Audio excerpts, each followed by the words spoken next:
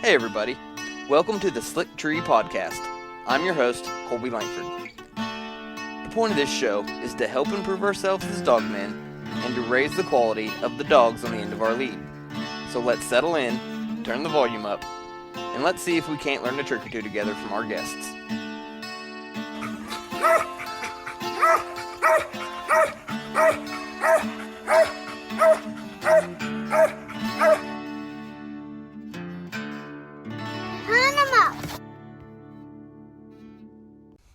Hey everybody, welcome to the Slick Tree Podcast. I'm your host, Colby Langford, and today we've got another installment of the Good Old Dog series. And we have Kent Johnson with us, and we're talking about Southern Midnight Doc. How you doing today, Kent? I'm doing good, man. How are y'all? Oh, pretty good. Just want to start out by saying thanks for coming on the show and giving us your time today. Why don't you tell us a little bit about yourself, where you're from, that kind of stuff? Well, I'm Kent Johnson. I'm from Crystal Springs, Mississippi. That's about 30 minutes south of Jackson. 47 years old. And unlike most of the guys you probably interview, I am not a lifelong dog hunter. Didn't grow up doing it. Didn't have a papa that did it. Didn't have a daddy that did it. It's kind of an accident how it all came about, really. Must have been meant to happen, but it wasn't like most people's story. I've always had dogs, love dogs, but we live on a farm out in the country.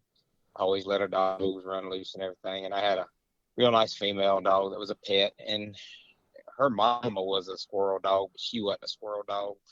Occasionally she would, get up under a tree and generally wouldn't bark. She would just stare up in a tree and stuff. But more or less, I just loved her because she was such a good-natured dog, and she was half mountain cur. And she got cancer and passed away. And so I got to looking for one. And me and Brad Goodman, everybody pretty much knows, been friends a long time. And I knew he had some, and knew he squirrel hunted some, but I really didn't know how involved in it he was. And so I messaged him one day and just said, "Hey man, if you know somebody that's got a mountain cur, I'd like to have one as a pet. My pet passed away, and I was strictly looking for a pet." And he wrote me back. He says, "As a matter of fact, I've got one in the pen. You can come get." I wasn't expecting, it to happen that way that quick. But Doc was already named Doc. It came from Rising Fawn, Georgia. I believe he was about 12 weeks old when he messaged me. And the reason he was giving him away was because he had Mad Max. I believe everybody pretty much has heard of Mad Max. And Max was on fire, and he was about 6 months older than Doc, and started early and was just showing all the promises in the world. So he was probably just taking him every day. Doc was sitting in the pen, had been for about a month, and he's like, "Just come get him. I don't want him to stay in the pen." So next day, I got the truck, drove out there, and he had him out, in the driveway there, and I thought he was a sharp-looking little pup, and he come out with some papers. I've never owned a dog with papers, so I was just thinking, this is pretty neat little deal here. Somebody giving me a dog and with papers on top of that. So I took him home, and again, strictly to be a pet, turn him loose in the yard, and that's all I ever intended for him to be, was a yard dog.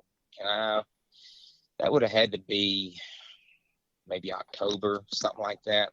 Mm-hmm. And about a month later, Brad asked me, he's like, "Hey, you want to go squirrel hunt?" And I was like, "Sure." He's like, "With some dogs." And I had never even been squirrel hunting with squirrel dogs. That's how green I was. And we went. It was a good day. He had three nice dogs. We killed like a 3-man limit, most of them before lunch. And so, needless to say, I was like, I like this. Seemed like a lot of fun.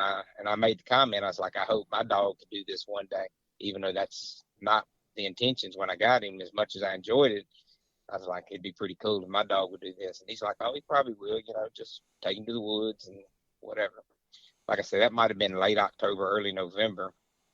And dog still continued to run loose in the yard. Never trained him, never showed him anything. There was nothing. I mean, like I say, he was November. I guess he'd have been 3 months old, so it wasn't even on my mind. First week of December, my dad called me at work, which is kind of out of the ordinary. And so I was like, well, I better answer this. So I answered the phone. I was like, "Well, what's going on?" He's like, "Well, you ain't going to believe this, but he said, I got ready to leave the house to go to town. I walked out in the yard, and my dad lives probably about 400 yards east of me, and there's a little block of woods between our houses. And he's like, I walked outside. He said, I could hear Doc. And he didn't have no doubt what dog it was. He said, Doc was real squealy mouth. He turned out to have a real loud, deep bark, but real squealy mouth as a puppy. He said he was just every breath out there in them woods. And he's like, what the sign? He thought he maybe had something bait, turtle or something. Anyway, so he went out there to see what it was. He walked down there. He said he looked up in a sweet gum tree and he had a squirrel on top of that sweet gum tree. Dog was 4 months old. He said the dog did pay a bit of attention to him, so he walked back up to the house, got his shotgun, walked back down there and shot that squirrel out of the tree to him. At 4 months old, he said he never took his feet off the tree till the squirrel hit the ground. So he felt like he had to call and tell me. Of course, I wasn't fit to even finish the day at work. I wanted to go home and go squirrel hunting. But anyway, of course, I called Brad, and Brad's like, "Well, I told you, And I heard that I told you a bunch of times over the next year or so. But so I got home that evening, and I was like, "Well," I said, "I need to go fill some deer feeders anyway." So I took him, threw him in the Ranger, and went in the woods and pouring some corn in the feeder. Just put him on the ground, let him wander off. We wandered out over the ridge there, and I noticed when I finished filling the feeder, I didn't see him, so I just kind of sat tight and kind of waited a little while. Never saw him. I didn't own a Garmin. I didn't have any kind of tracking anything. So I said, well, let me ease over and see if I can even see where he's at. I just wanted to see him without, letting him know I was watching. He was about 100 yards over the ridge, and next thing I knew, he fell treed again. Big oak tree. I didn't find that squirrel, but that was the first time I actually saw him. And from that day forward, from 4 months on, if he went to the woods, he treed, and I had zero to do with that. His mom and daddy just put it all in him, I guess. But he was just a natural early starting dog, which is probably for the best because I'm not a very patient person. And had he been one of these hard to train ones, I might would have gave up way before he turned out. But all you had to do was take him from day one. That's all you had to do was take him. Mm-hmm. I believe that was a Wednesday that happened, and I didn't take him to the woods the next 2 days. That Saturday, I said something to my dad, my grandfather, about it. I said, let's take Doc. Again, that just tells you how green I was and how I had no clue. I was like, well, he's going to start treeing. It's time to go squirrel hunting. 4-month-old dog. So I just took him to the woods, and I think we killed. He only stayed kind of into it for about an hour at that age. I guess he kind of was bored and owned other things, but I think we killed 3 with him in an hour at 4 months old. And from that point on, I think my dad probably come close to killing a squirrel every day because I didn't even have a dog pen. He just ran loose. And when he got bored of laying around, he'd wander off to the woods, get treed. My dad, being retired, if he was out in the yard and he'd hear him treed, he'd get his gun and he'd walk to him, shoot the squirrel out to him. He probably killed a dozen squirrels to him before I ever killed one to him, just because of the convenience for them. And I'm sure that helped a lot as he was treeing, he was getting game put out to him. Some may disagree with shooting him out, but I've always, if he treed and it was season, I knocked it out for him. I've never, withheld game, even comp hunting. Like, I didn't go to a lot of comp hunts over the years. I might go to one a month, but the weekends I wasn't at a comp hunt, I would, be shooting squirrels out to him at the house or with friends or whatever. I never worried about it throwing him off. Like I've heard some people say, it'll make them tree happy or things like that. But I just enjoyed, if he treed it and I found it, I let him have it. Yeah. So, but yeah, he was just, from the get-go, he had a head full of sense. I think that's one of the things that made it easy. And he was always my pet too. Like before I pinned him up, I'd let him come in the house and we'd sleep in the recliner together and everything. Just as much as you could baby a dog, I babied him because in my mind he was a pet. It was a plus that he wanted to be a squirrel dog, and we had that fun too. And so, that went on, and that, of course, like he started treeing about the middle of season went out, and then come that spring, it started heating up, and I can remember when it got really hot, how he didn't seem like the same dog. Like, I just thought there was actually something wrong with him. It never crossed my mind that it's just the fact that it was hot. And I can remember going to the woods, come to the house so frustrated, and messaging or calling Brad, and I'm sure I was driving him crazy at the time, but he's the only person I knew, if I had an issue going on or, hey man, what's causing this? And he would, most times he'd just laugh and say, don't worry about it. He's got it. More than anything, if they frustrate you, he'd say, just put him up, just put him up. And that was hard for me to do because I enjoyed it so much. But we just went and went and went. But I learned that, they ain't the same when it's 100 degrees down here in South Mississippi as it is when it's cool weather. Mm-hmm. I've heard a lot of people mention my dog looks the same, whether it's 20 degrees or 100 degrees, but I've yet to be in the woods with that dog when it's 100 degrees. So, yeah, they ain't many that can. One thing, Doc trees so hard that I believe, that's a lot of it. If he gets in there and by the time, just while you're searching him, and he'll be hot just from the treeing because he just every breath, slobber mouth, extremely hard treeing dog. And I never coon hunted him much at all when he was young, but that was the other thing too. Like this time of year, when it's hot, coon, they might be in a little deeper, and by the time you can get to them and then trying to search for the coon, he'd be just about overheated before you finish that first tree. I wouldn't, some people say their dogs are a little more heat tolerant. Well, I would definitely say Doc's not heat tolerant. He's a heavy coated dog. He's a bigger dog. He's about 50 pounds, not real big, but he's, bigger than average probably. And he's got a heavy fur coat. He's not thin haired. He gets hot. If he trees very long, his face would be white with slobber. To back up a little bit, could we go into who bred Doc and how is he bred? Can you tell us about that? I would say most people say he's either Bud and Liz or Tree Knocking Mike. I think he's Bud and Liz 3 times. 2 of the Bud and Liz crosses are Mike. One of them's Briar Mountain Dude.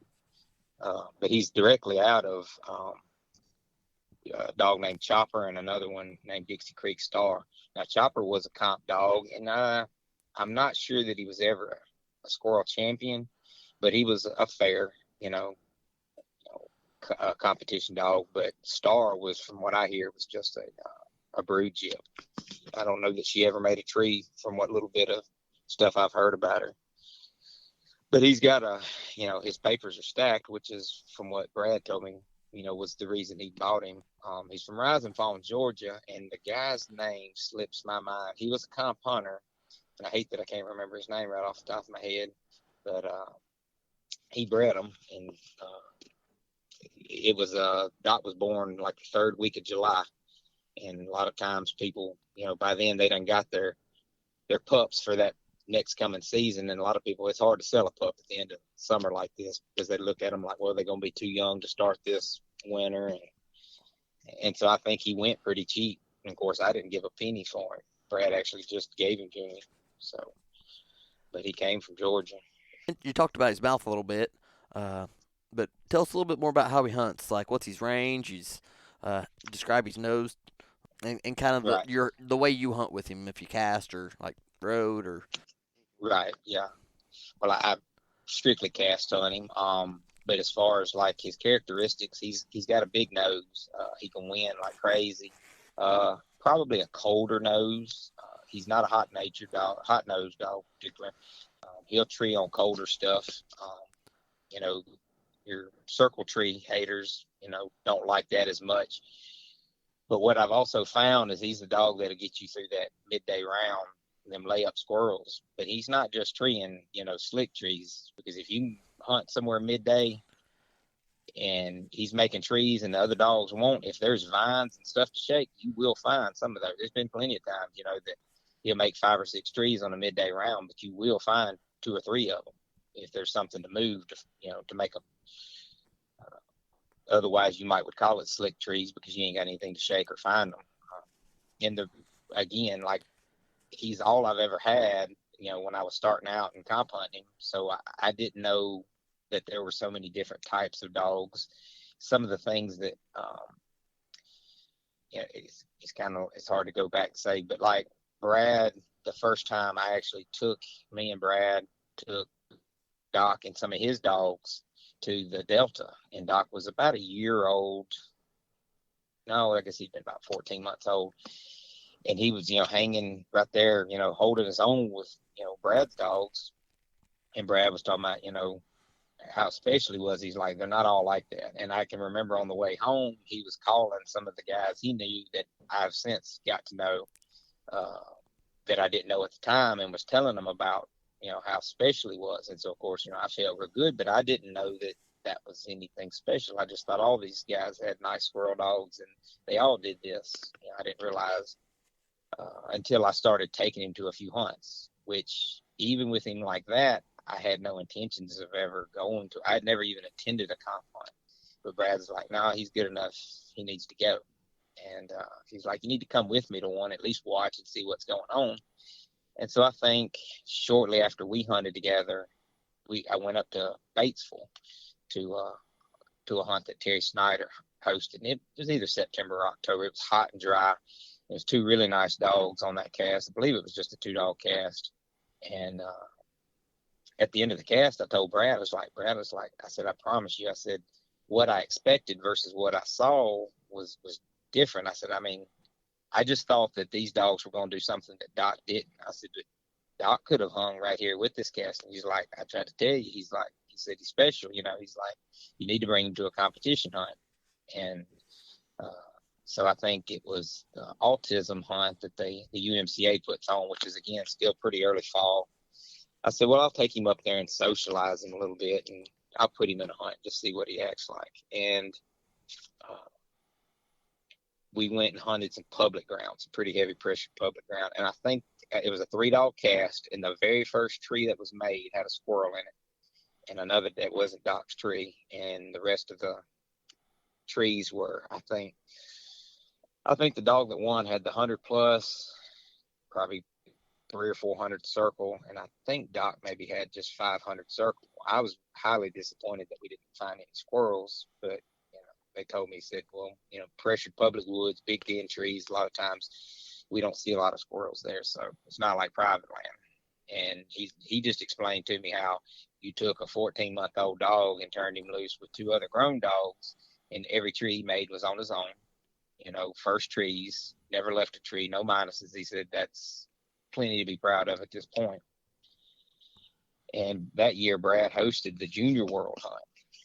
And he's like, you got to bring him. He's like, we're only going to have so many entries. He said, I limited it because I wanted to have 900 judges for all the casts. So I was like, all right. Well, I had been to one or two hunts. I had put Doc in really just for me to kind of understand what it was about and what was expected and how you had to go about doing it, and trying to learn the rules a little bit. And that morning cast, I drew out with Terry Snyder, and he had some young gyp that I don't call the name of, and I drew Matthew Quigley back when Matthew had that little termite dog he was hunting. And that morning we went out, and none of the dogs plussed a squirrel up. I think I won with 400 circle, and I don't remember what Terry's dog did. She stayed out of pocket most of the hunt, and I think termite had 300 circle or something like that. And so I won my morning cast. That was actually my first cast win. So I was tickled by that alone and moved on to the second round. We went back to the same spot, but we hunted the opposite side of the road for the midday round. And that was like right at lunchtime, maybe 11 o'clock, something like that. And it was just a 1 hour cast. And on that round, he made 3 trees and had 3 squirrels. So I was like, all right, this is more like it. And squirrels are moving. And I cannot remember what one of the guys I drew, it was Steve Osmus from Arkansas, had some little rocket dog. And the other guy was from Georgia, but his name slips my mind. And he was hunting a litter mate. So he came with the Dooleys, like Bo Dooley and them. And he was hunting a litter mate to Bo Dooley's Daisy. I can't remember, maybe JC or something like that, I believe was maybe her name. She ended up going on a month later in December to Jamestown and winning the Junior World Hunt in Jamestown. But I got by them in the second round with 300 plus and made it to the finals where I hunted against Bo Dooley and Daisy. It was just a 2-dog cast. And in that 1 hour cast, Doc went 3 for 5, made 5 trees, had 3 squirrels, all first trees. And you would think, and they stayed split treed the whole time. And I've been to probably every Junior World Hunt since then. And 3 for 5 in the final round would have won for a junior dog in every one of them. But exposed Daisy dog went 5 for 5 in an hour cast, at 15 months old. So, but I mean, I couldn't have left any more pleased, even with a reserve world title. And that was his first win. Technically, I guess that's not a win, but it was a win to me at the time. Maybe my third competition hunt to ever attend, and I had a reserve world title. But I knew I was hooked at that point. There was a lot of big name people there because Brad kind of, with him limiting, the number of entries so that he could have non-hunting judges for all the cast, I think everybody there was a well-known person, and, those people don't haul junk. So when they brought a dog, you knew you had something. If you got by them, you were doing pretty good. But that was, I believe that was 2017. And the following year, the next year, I actually went to a lot of hunts. I say a lot of hunts for me. I would go to about one a month. I got a son that's in school and does about everything sports-wise and some of everything anyway. And I don't miss his games and things to go to hunts. So I just pick about 1 weekend a month to go to one. Most of them fairly close, either Batesville, or I started finding out about they had some NKC hunts about an hour from me over in a little east of Jackson, and I'd go to some of them. But I think the first year that I comp hunted the whole year, I was doing NKC, OMCBA, UMCA, I think just those three, but I was kind of spreading it out through them. I think I placed, or I should say Doc placed top three, fairly regular, but I couldn't come up with a win. The second year, I believe it was his first place win was an NKC hunt over there. It was an afternoon hunt. They do a morning hunt and an afternoon hunt. And I actually let a buddy of mine handling that afternoon. At the time, he was maybe 14 years old, and it had got hot that afternoon. I was like, man, I really don't want to hunt him with it this hot or whatever. But I said, I just don't ever like how he looks. And when it's warm, I said, so I don't want to go and get embarrassed or whatever. And he's like, I'll hunt him if you'll let me. And I was like, man, I said, sure. I said, if you want to handle him, you can handle him. But he took him and won the hunt. So I was like, I think Doc's first place win actually came from another person.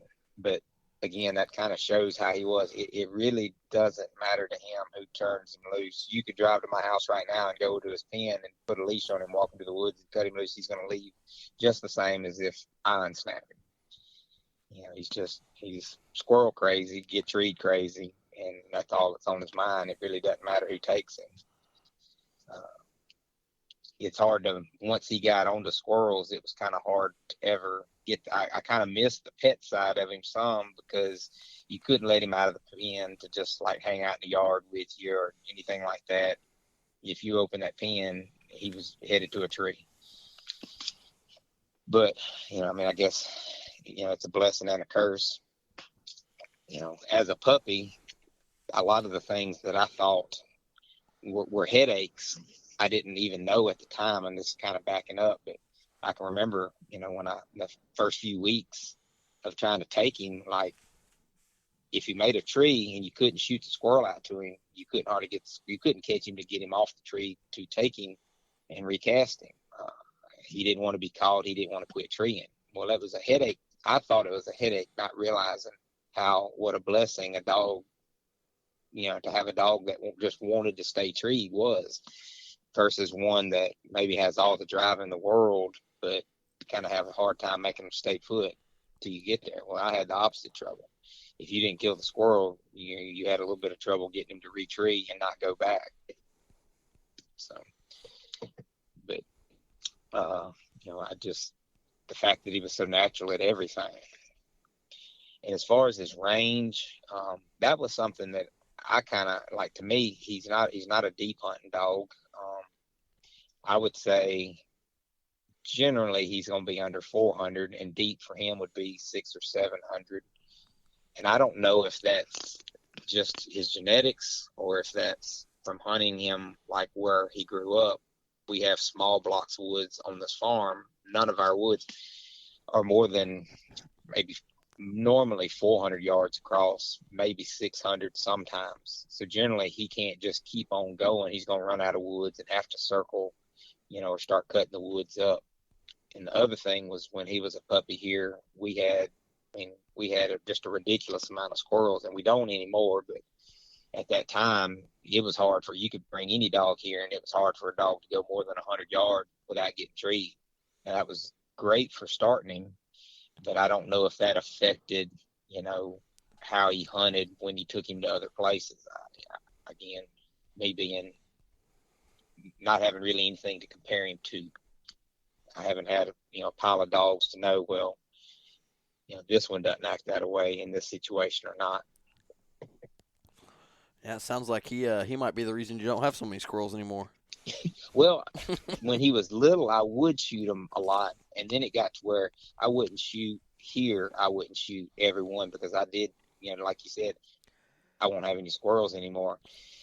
And so, yeah, I don't know, for the last couple of years, one thing, we had a couple of droughts and we hadn't had any acorn crops. And, I've heard the old timers talk about how squirrels will migrate out and then they'll migrate back. And I can remember, like, I grew up squirrel hunting, but not with dogs. We just would get up early and go shake vines. Rarely even still hunted for them, but, we'd pull vines. And I can remember years that we didn't have no squirrels. And if we went a few times and there wasn't any, we just quit going because it said, what few we have, we need to leave them for some seed for the following year. But yeah, you could clean out a set of woods pretty quick with him if you did kill everything in this area. When I go somewhere else, public lands or around here, I think deer hunting kind of plays king, and most people don't want you on their land squirrel hunting until deer season's over, and I think it's kind of like that most places. Mm-hmm. Yeah, they seem to think that you're gonna mess the deer up, run the deer off, I guess. But so it's either public woods or right here around my house until February, and then everybody that wants to go, and you ain't got but 4 Saturdays in the month. So our season actually is long. It's October 1st through the end of February. But our deer season also starts October 1st, bow season, and then gun season in November, and it runs to the end of January. So that leaves us just the month of February that's squirrel hunt only.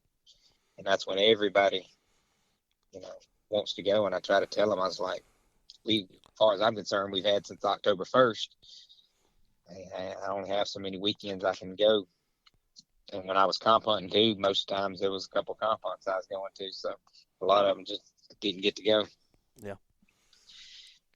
But I hadn't comp hunted the last 2 seasons with him and done a lot more pleasure hunting. And I believe I enjoy it as much as I do enjoy the comp hunts. I think I enjoy just going squirrel hunting with a bunch of friends and stuff and having a good time, no pressure, just have fun, especially taking a bunch of kids and let them do the shooting. Yeah. Your boy like to go with you? Oh yeah. I rarely go without him. Sometimes if I go on an all day, hard hunting hunt, I may not take him. I will now because he's old enough to go now, but back when a few years ago, he was still kind of a daylight to dark type hunt. Was tough for him. And sometimes we go to the Delta. We would, if we had to drive a ways, we would squirrel hunt all day, rotating dogs out, and then he'd stay and coon hunt a little bit. That's kind of rough on a kid. Yeah. And I didn't want to burn him out. But he enjoys it. And of course, a lot of his friends like to go because he don't get to do that. It's a break from deer hunting where you have to sit and be quiet and everything else. They can cut up, beat on trees and pull vines and do whatever they want to do and get to shoot a bunch. You mentioned coon hunting him a little bit later on. How did he switch over whenever you switched him to the night shift? Basically, I think that he will tree anything that'll climb a tree. Of course, that don't make him a coon dog. And I to this day won't tell you he's a night champion, but I don't call him a coon dog. He's a squirrel dog that'll tree coons. And I say that because I've never tried to break him off possums. If I walk up to a tree with a possum in it, I tell him no and send him on. Never, punished him for it really. And then even if I took a bunch of kids that want to shoot and they tree a possum, a lot of times I would even maybe walk him back a ways and leash him back, and I'll let the kids shoot the possum out just because they want to shoot. but I ain't gonna let him put his mouth on it. And I never really had any intentions of competition coon hunting. I know that he will tree squirrels at night if they're moving. I know he ain't gonna pass a possum. If he finds one, he's gonna tree it. And you can tell how he trees. You know when he's in it. He'll tree a possum like he trees a hot squirrel, and I think that's most times because the possums ain't gonna be 10 or 15 feet off the ground, and I guess it's so hot. And he barks different. He has a real pretty ball locate on a coon most of the time. You can tell the difference. I know when he trees whether he's treeing a squirrel, a possum, or a coon. He definitely does a ball locate different. But he's got plenty of nose to trim layups. Here lately, we've been going, and I think nearly every coon we tree has been layups because of how he kind of starts out on him until he ain't working a track, and then how he settles in on them. He's a little slower to settle up under them. But it's so hot down here with it being upper 90s till 8 o'clock at night. I don't think the coons are getting down. And we generally go with our limit this time of year, July 1st to October. We're only allowed to kill one coon a night. And so when we kill one, we leave and go to the house. If we make multiple trees, it'll be just because maybe he makes a tree and can't find the coon because all the leaves and stuff. But when you can tell these are layups. I think these coons are not getting down till after midnight when it cools off some. I've seen him have a little trouble working out a track, especially if there's some water involved, because I've done it less. My work schedule's I generally go in at like 4 o'clock in the morning. That don't allow you to stay up very late coon hunting, and so unless, we're not working overtime or something, and I'm not going into later or weekends, I don't coon hunt as much. So I didn't do it as much when I was competition squirrel hunting. And I guess what got me, if my hand was forced, is to it's kind of jumping ahead some, but the year that I decided, I said I'm gonna go ahead and try to win Dog of the Year in the UMCA, because I'd probably hunted that registry more than any other, but I was mostly hunting UMCA, OMCBA, and NKC kind of evenly. But after I spent one season trying to champion him out in NKC, the next year it was like my goal was to champion him out in OMCBA. So I was kind of hunting those hunts primarily if there was one close by, because I had the points. I just needed to get the first. So that was what I was chasing. And then I don't remember exactly, I think in 2021, I guess after Doc ended up winning another reserve world in 2019. Yeah, he won the reserve world championship in the UMCA. Ended up losing to Brad in the finals, and it was a shootout. And then the next year he had a good run, won a bunch of UMCA hunts. I think he made probably grand champion that year, and he had made OMCBA champion the season before, grand champion the next season in UMCA. So he was champion in 3 registries. The following year, my family was on vacation at the 2020 World Championships, and I let my buddy, same one that won that first with him back when he was about 14 or 15, I let him take him up to Hazen, Arkansas for the UMCA World Hunt. And I think he placed 5th with a different handler there when Brett was probably about 16, 17, something like that. But he placed 5th with Doc at that World Hunt. And the next year is the year that me and Doc won the World Hunt.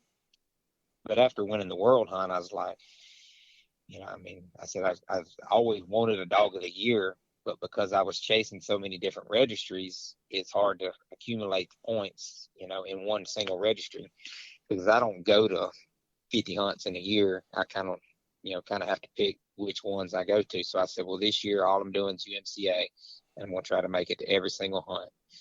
And to accumulate points, of course, you have to try to put them in everything. That's going to be bench, tree, bench competition, treeing competition, night hunts, squirrel hunts. And so it kind of forced me to, put him in the coon hunts, and he ended up, doing pretty well. I think that was the year he won the Mississippi State night hunt And so he was night champion in Mississippi, and I guess that would have been 22. He treed 2 coons in a 90-minute cast. No possums, luckily. But in the UMCA, it's not a minus. It's just a mark through it and move on. So it's kind of a relaxed. It's not like PKC or something where you're gonna get scratched or minused or something like that for off game. They just, you draw a line through it, move on. But he looked real good that night, and the more you coon hunt him, the more like a coon dog he looks. But I've never tried to just say per se make a coon dog out of him. But he's a lot of fun because he's gonna make some trees, and you're gonna find some stuff to shoot. It's usually pretty easy. He makes a lot of things easy compared to, I guess I've always tried to not take him for granted, because the longer I went and the more dogs I've been around, I've understood more that how special he actually was, that, they're not all this away. And I've always tried to, tell people I can't take any credit for it. He was just, I believe that anybody that would have put the time in could have had the same results. The only thing that would have ever messed him up is just not getting the chance. And I'm sure there's a ton of them out there that are born with it, and they just stay in a kennel too much. But, he was too good to not haul, even though I guess I'm so competitive when I go to something like that I put a ton of pressure on myself, and that to some extent takes the fun out of it, because I expect to go and win, or I'm not having a good time. And I had to teach myself to get past that, and I tried to tell a lot of people, I finally learned it's like you don't lose. You either go and win or you learn something. And that was one of the biggest things, is like I've tried to tell people over the years, is you take a person like me that had zero experience with dogs, how much I had to learn at the same time that he was. He taught me way more than I could ever teach him. He was never worked with a training collar. He just naturally stayed put. He just minds well. He's had plenty of discipline, but it was never a training collar. And so, where some dogs I've heard people talk about, they work them all week with a training collar, but when they don't feel them prongs in their neck, they'll act any kind of way they want to. But Doc never had prongs in his neck, so it's always the same thing. What on kind of that note, what advice would you give someone that was kind of like in the shoes you were in, as far as not really having a dog background and being interested in going to some competition hunts? Well, like a lot of people say, you're like your motto is keep wearing out that boot leather. Mm-hmm. There's definitely no replacement for just time. It's a wonder that I didn't mess him up for pushing him too hard and expecting too much at too young of an age. Brad would tell me a lot of times, when I'd get frustrated, put him up, and I was no good at that. He's like, just put him up for 2 weeks, and then get him back out, and he'll have his head straight. I couldn't put him up for a week, and it usually was fine, usually a few days, because I literally, as a puppy, until it got really, really hot in the summer, we'd go every day, literally every single day. If I didn't have the 30 minutes or an hour, because I can turn loose right here in my backyard, we went every day. But what I was bad about doing is, like, he'd make 2 or 3 trees. He was probably getting hotter. He was probably getting tired, or he was just being a puppy. And because he never acted like a puppy, he never acted like a puppy. Like, he never wanted to play. Like, even before he was treeing, he was never playful. It was before he was treeing squirrels, he was chasing bumblebees, dragonflies. He'd tree a lizard before he treed any kind of squirrel. It was just, he was just gamey, is what people said. And I would tell people to just take them and take them and take them, but let him be a puppy at the same time. I don't know how I would have done had he not been so easy. And it was weird to me, even say within Doc's success at the hunts probably would have been more early on, because he started winning, like, just nearly, I'm not going to say he won, but it was very seldom for him to not place by the time he was about 3 to 5. That was his big run, where he was, because I only really complimented him for 5 years, and he had 32 top three finishes in that short amount of time, with me only going to say 8, 9 hunts in a year. Uh, it was very seldom that I'd go and not place, and to the point where, like, when I'd come home and if he didn't place, they'd ask me, what happened? I'm like, you're not going to win them all. I tried to explain to them, but they were so used to him winning that.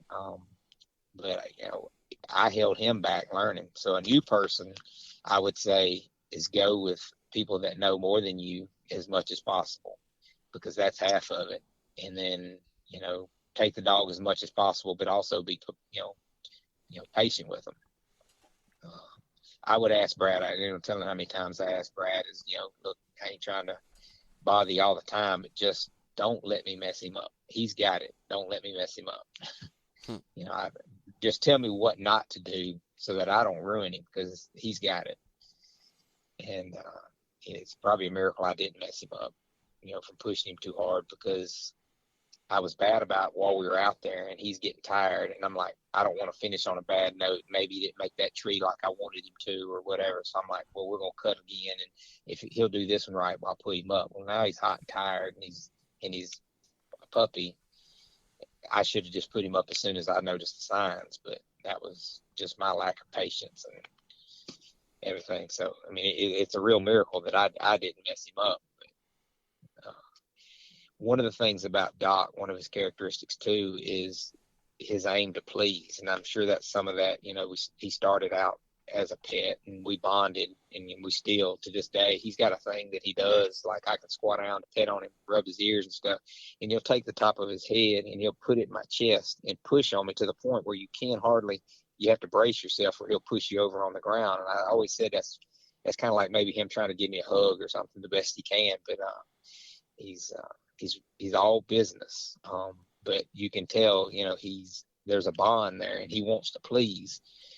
When he was young, even though he didn't leave trees, he was a little loose on the tree. And because I didn't use a shot collar or whatever, like make him stay toenail, he would wander off the tree a little bit. But if he heard me coming, like breaking limbs, walking through the woods, whatever, as I was getting close to him, he would fly back to that tree because he knew that's what I expected. Even before I ever said, get on the tree, once he heard me coming to him, he'd take off and he'd get back on that tree and his bark would turn up. He'd double his how hard he was treeing to put on a show. And at first I didn't catch on, and then I realized, he's doing that because he's trying to please me. And so I think if you got a dog that's, that's that bond to me. I know some people, their dogs are just a hunting tool, and it's always been that way with hounds and guys over the years and stuff. But I believe, having a bond with that dog, if they have the brains to, kind of figure that out, it makes a difference. Just like a kid, your kids want to please you. And I believe he's the same way. He's always wanted to. Even though he will hunt, there is some difference. He'll hunt for anybody, but I think, at the end of the day, he's gonna try harder for me than anybody. I've never sent him off, for any length of time to see how he would act if he had ever been sold. That's something I never even considered, because from the very get-go, I think it was after the very first competition hunt I went to, first or second, I get them mixed up which ones, what order they came in, but I went to a hunt and I drew out, and it's kind of funny, I drew again. It was Terry Snyder, but he had Big Jake, only male dog I really remember him having in recent history. And Gary Mitchell, back when Gary Mitchell had Grace, and it was right after Grace. It was the fall, I believe it was the fall after Grace had won the World Hunt back in the spring, and I drew them two, and Terry ended up withdrawing with Big Jake, and so it was me and Gary hunting it out toward the end there, and Gary just kept on bragging on him. But I didn't know Gary from anybody, and I've hunted with Gary a bunch since then, got to know how great a dog handler he is, the whole LBK Kennels group, but they're all great guys. But at the time, I didn't know Gary from anybody, but, and he was just the whole time, he was talking about, man, that's a really nice dog. And he's like, is that dog really just 14 months old? Because he was a big dog, and he was talking about, man, that's a sticky dog. He gets treed, one bark, you can call him, and he's there. He didn't move.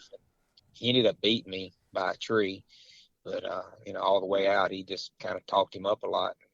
I didn't realize at the time,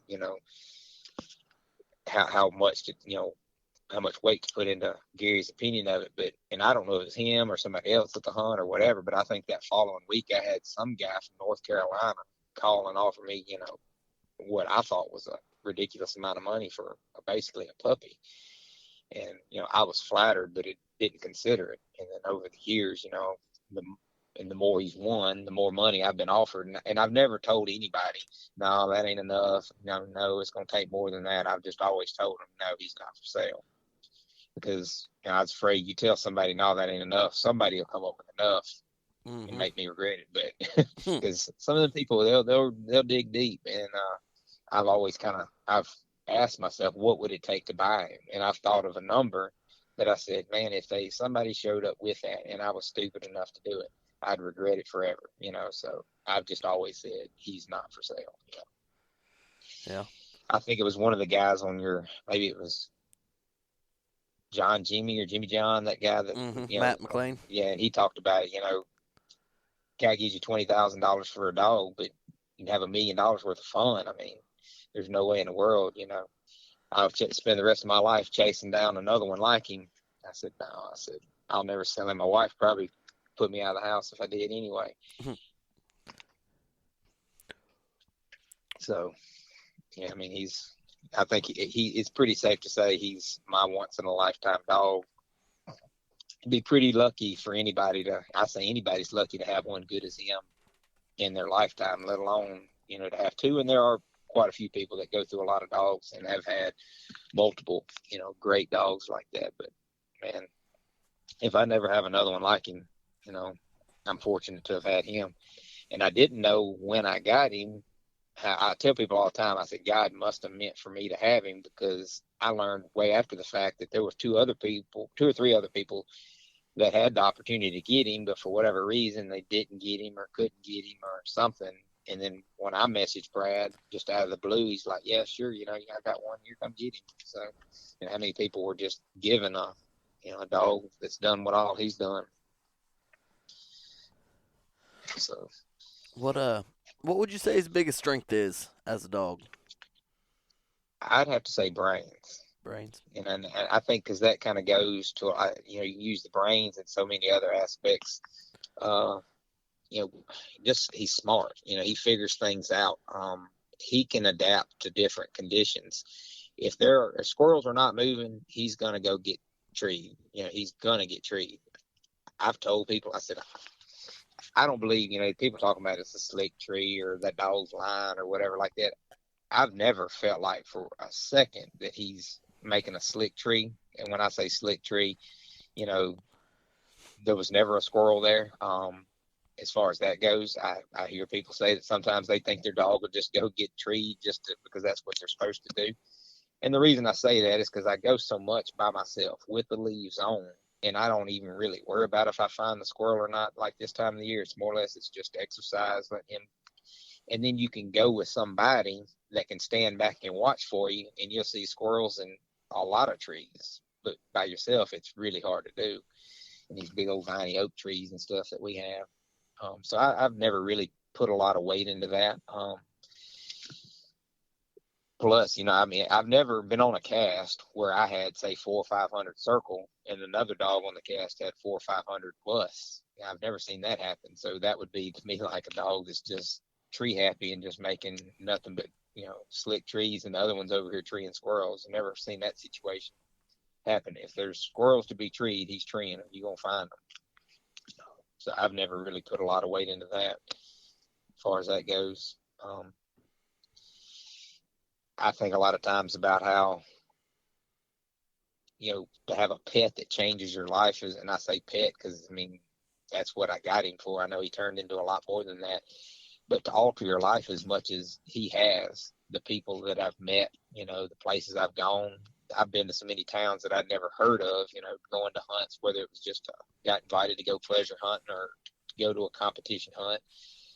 And goodness knows how many people. I mean, I think Doc's Facebook page has close to 900 followers on it now. And, a lot of them I, have met or talked to and different things like that over, they've inboxed me and stuff like that. And I'm like, all that's because of a dog.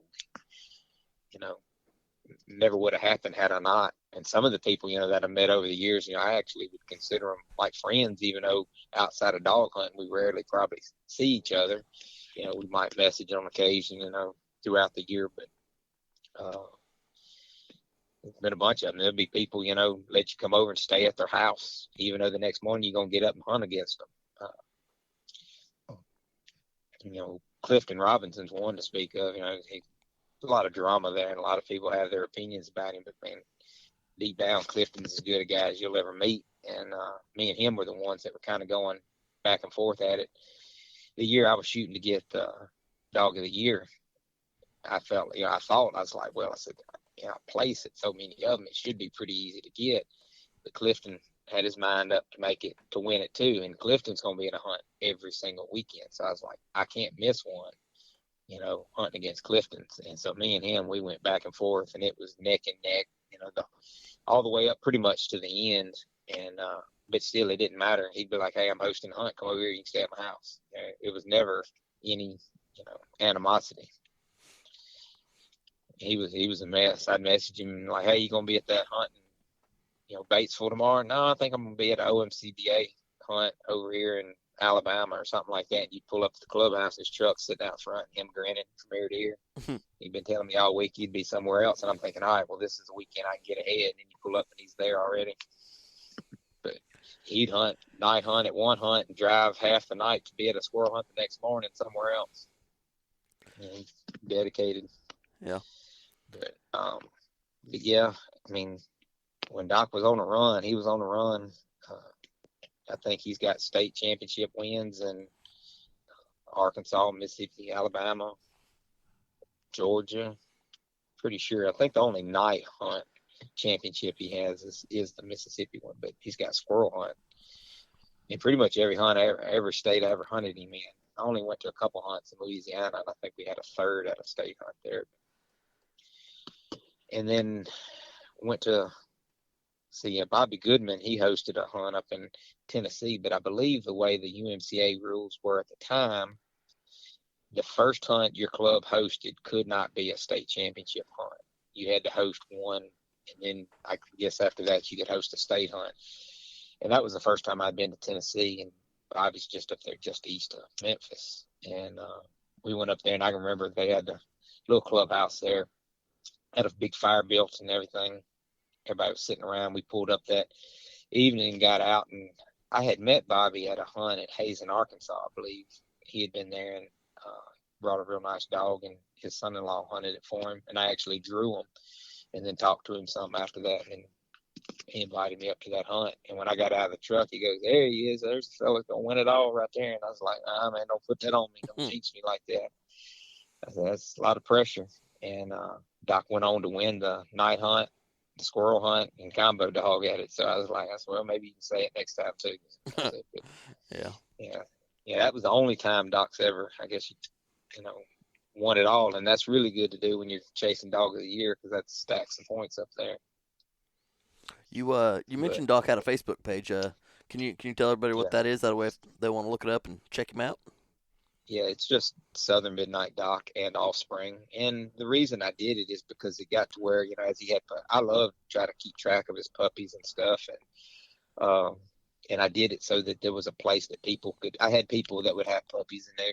I haven't had a lot of people with puppies that are hauling them to comp hunts. It just seems like more of them are just your pleasure hunters and stuff, and they kill a lot of squirrels with them, and they would be sending me pictures of this, and I'm like, I don't have any way to keep track of all this. So, I said, well, let me make a Facebook page, and that gives them somewhere to post it, and then I can scroll back through and kind of keep track of it. And I've tried to keep track of what bloodlines cross, but I can't tell you which ones cross better than this.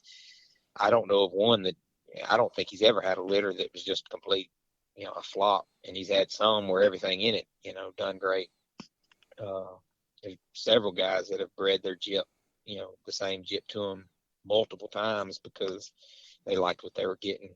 But yeah, that Facebook page is a good place. You can scroll back through, and if there's a pup, if there's litters for sale, or if there's somebody looking for one, because I get messaged all the time looking for pups, or either, anybody got a nice started dog for sale. And I'm like, I don't ever hear of nice started dogs for sale. Those usually get bought. They ain't usually for sale. But I bet a week doesn't go by that I don't get asked that. I guess it's funny to me that I still, which at this point, I mean, I guess I did do it for 5 or 6 years, but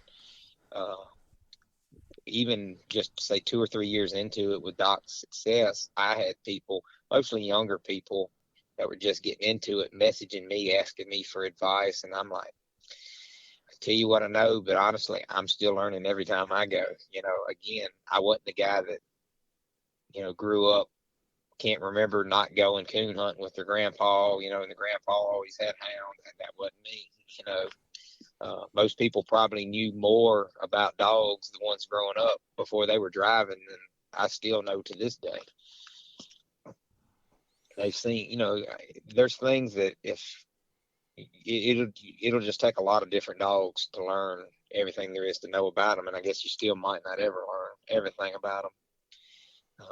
I can say I probably know Doc as well as you could ever know another creature, but to this day, I'm not going to say I'm a dog man because I've just done it with one. To me, the guys that have took multiple dogs and had success with them, that tells you more about the guy that has the knack for it. Mm-hmm. And there's some that just definitely do. There's guys out there that just, they love to start a pup, and really when they get them treeing and doing good, they'll kind of move on to a new project. That's the part they enjoy the most, and to me, that's probably the part I don't have the patience for. Yeah. Yeah, I've been on the flip side of what his biggest strength was. Why don't you tell us about his biggest weakness? It's really hard for me to say. I would say that in comp hunting, and I think a lot of this would be stuff that I would hear people say. It's like that he didn't hunt as deep as what a lot of people want a comp dog to do. A lot of guys, they just believe you cut a dog loose, he's supposed to straight line. If he needs to change zip codes to get up under a squirrel, that's what he needs to do. And I can definitely see, the advantage to that versus a dog maybe that goes 400 to 500 yards and then starts cutting the woods up. But I would also ask them, I've asked, would you rather your dog tree deeper or first? And Doc, a lot of people will tell you cut Doc loose and he gets treed quick. And I don't know if that's brains or what, but he doesn't have the range. I guess getting back to your question of weakness is less range than what a lot of people say. But I don't really view that as a weakness. The other thing maybe that again, this is my lack of being able to compare him to other dogs, is I have seen where you take him to the woods and there are dogs out there that have more drive. I guess it would be the drive is the word they use when squirrels aren't moving. I've seen dogs that just get out of pocket because it's because they're putting so much effort into it. I mean, next thing you know, they're a mile and you're not going to hear them treed, but it's because that dog's working so hard. Where Doc's going to keep looping. It's like he can tell when squirrels are just not moving. It's like maybe he loses interest a little bit, but he's not going to quit. But it's a lot of times what he'll do is he'll leave. Let's say you cut him loose and all 3 dogs cut loose. Some dogs will be 5 minutes and they'll be back. Doc will go out there and he's going to hunt a while, and I'll watch him on the garment, and I always hate it. You see him making that big loop and he stays gone a while. When he comes back, it's like he ain't got treed. I know, squirrels ain't moving. And at the house, of course, I can tell him to get ahead and go on, and he will. It's not an issue. But on the comp hunt, you can't. And there ain't nothing I hate worse for a dog to come back. And I saw it a lot, over the years. But I would say that would be one of the things that if you could say, don't do that, if I could just take it away from him, is that fact that he knows squirrels aren't moving. and it's just not his nature to go to the next county to find one if he has to.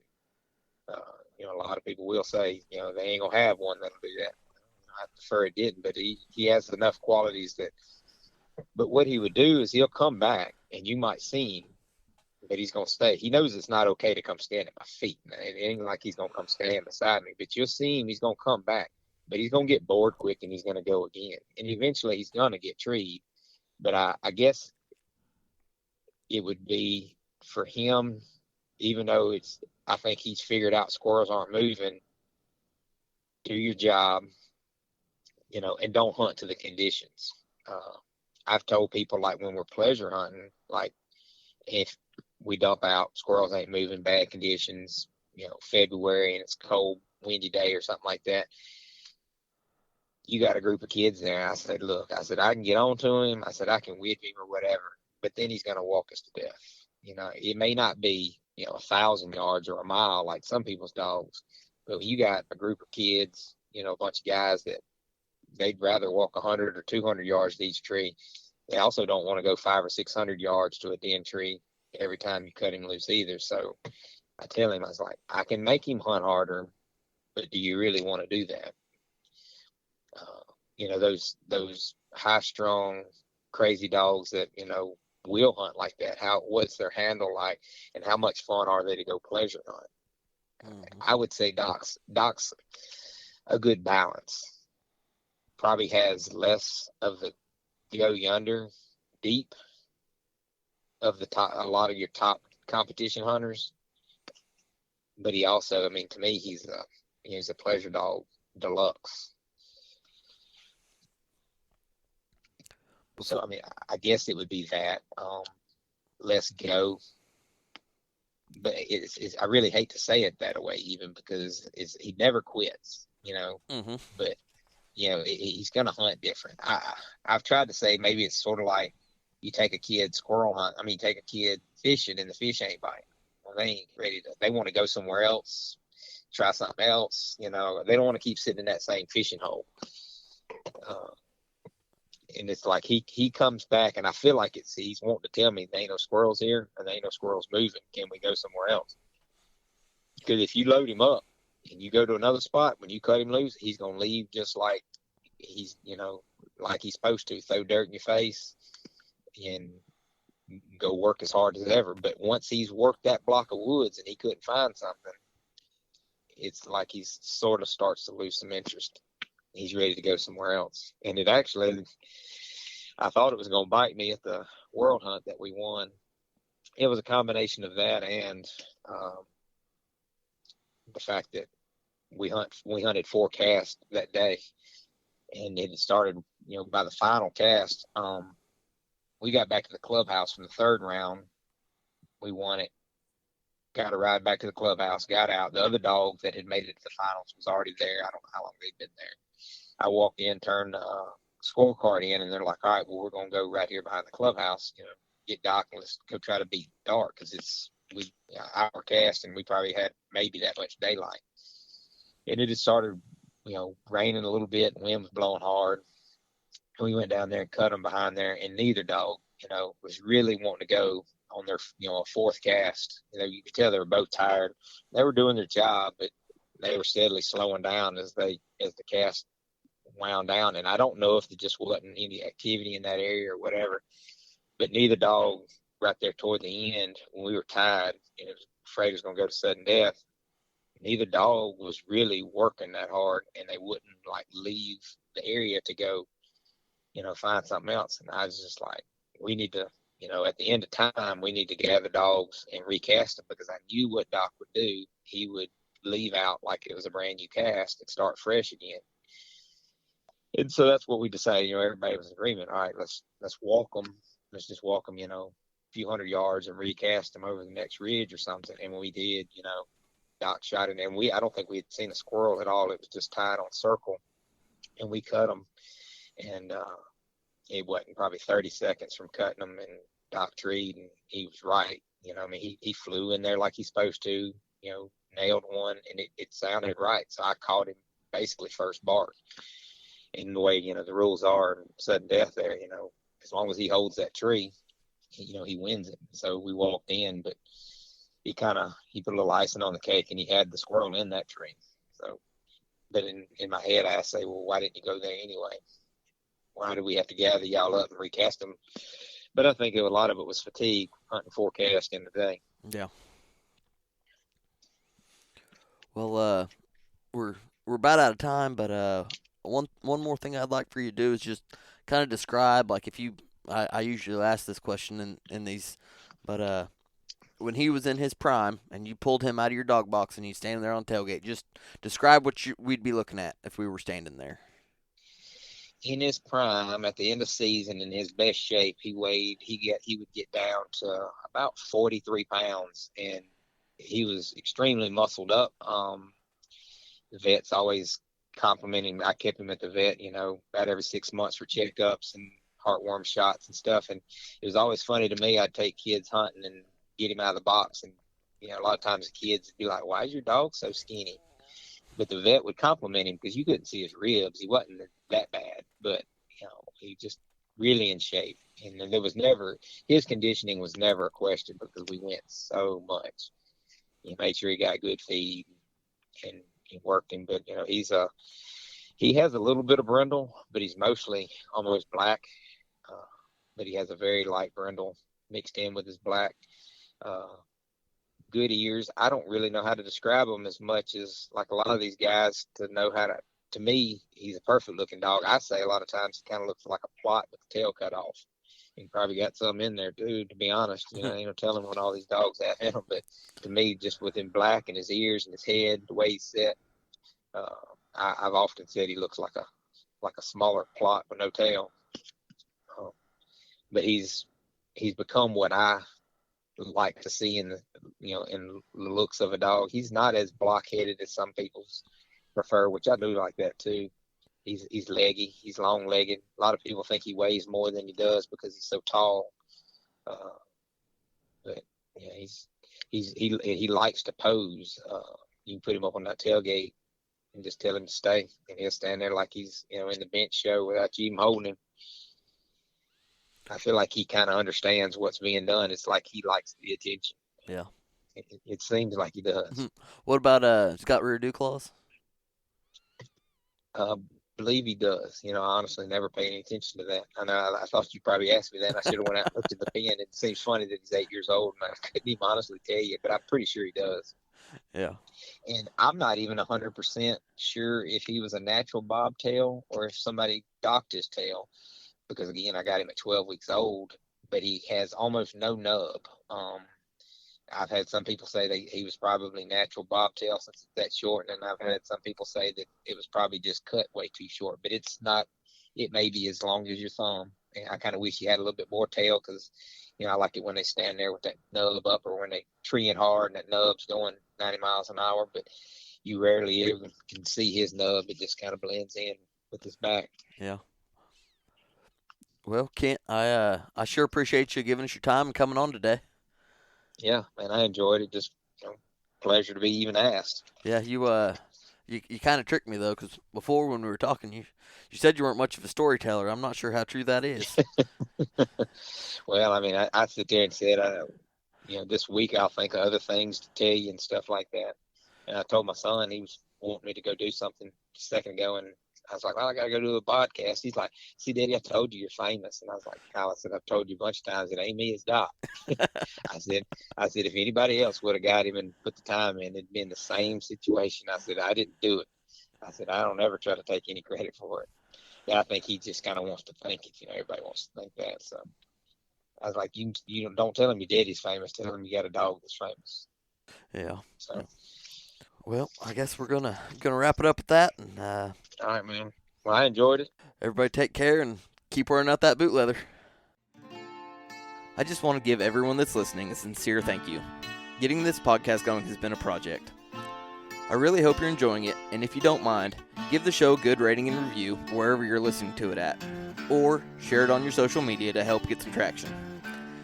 I appreciate it, and I'm looking forward to your feedback.